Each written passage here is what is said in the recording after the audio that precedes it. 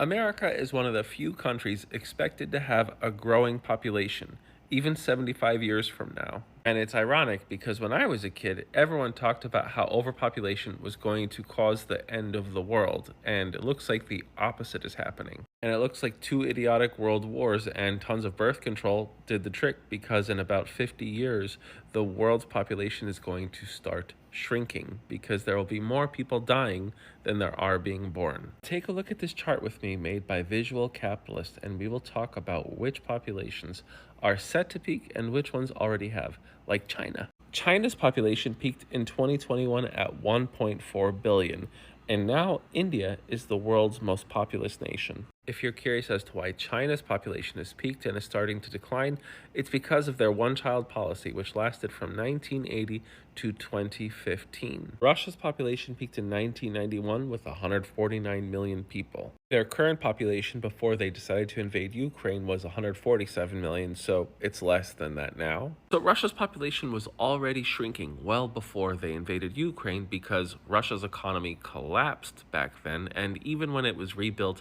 and propped up after Putin took over, millions of Russians have left and they're still trying to leave. Couple that with a very high mortality rate and, of course, the declining birth rate. Now, let's look at India. Their population is set to peak in 2061 at 1.7 billion people. India is already the world's largest exporter of labor, especially skilled labor, and as time progresses, that monopoly is going to keep growing. Now, there will be a lot of African nations that can contribute the same as well, but not at India's scale. Now, there are 15 countries whose populations are expected to grow even after the year 2100.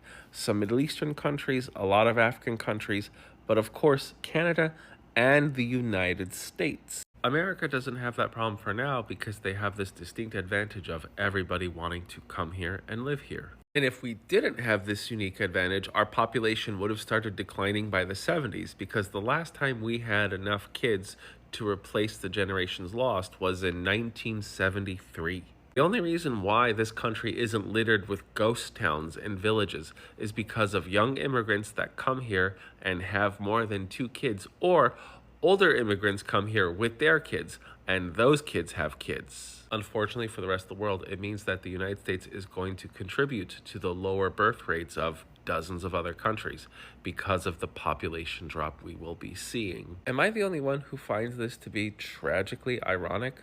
The fact that we have these dropping birth rates, people having less kids, even though the world has never been this safe, overall prosperous, and better for a child to be brought up in than most likely any other time. Infant mortality has dropped by over 90% from 100 years ago.